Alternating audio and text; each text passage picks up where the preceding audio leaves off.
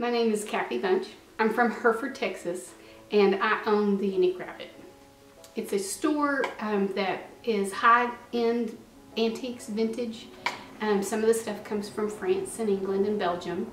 But also, not only do we sell furniture, but we sell furniture paint. And so we have a lot of customers come in for just the paint. I had a lady come in and she had lost her husband. And she was very sad. She didn't know what to do. She was retired, and she started painting with chalk paint. And it was such a therapy to her that it helped her get over her grief for that year. But the old furniture is my passion. It's what I love.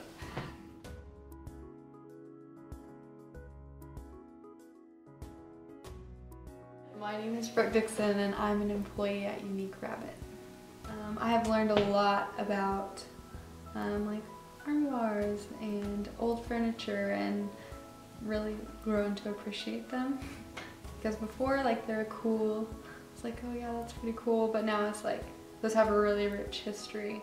Oh, I like the teacups because I really like tea sets and teacups. I don't know, I've liked them since I was little, so those are my favorite.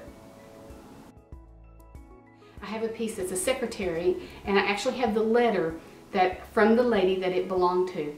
And it talks about how the piece was brought over on a steamship from England, given as a wedding present to Dr. LaRose and his wife, and then passed down to her as a granddaughter. But the piece was packed in cottonseed, was put on an ox wagon, brought over from Tennessee, and she even tells about how the little girl, Dr. LaRose's little girl, had died on the trip over, and they settled in Blossom Prairie, Texas. So pieces like that are so full of history and such love that they took care of it for more than 100 years so that it could be around for us to see. How do you see like this kind of stuff like bring joy to people? A lady came in and she walked around the store and she was looking around the store, and she stayed for about an hour just looking and touching and admiring things, and finally about all the customers had left and she was the only customer in, and she's leaning on the counter and she just stops talking and there's silence for about 30 seconds, and she looks at me and said, my son was murdered 2 months ago.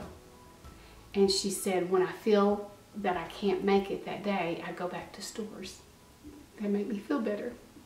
And so she said my store was one of the stores that made her feel better. That, man, you just stop everything. Nothing else matters when you have somebody like that come in and say how much they appreciate your store. So that's me. So that kind of makes it worth it? It does. It does. It makes it worth it.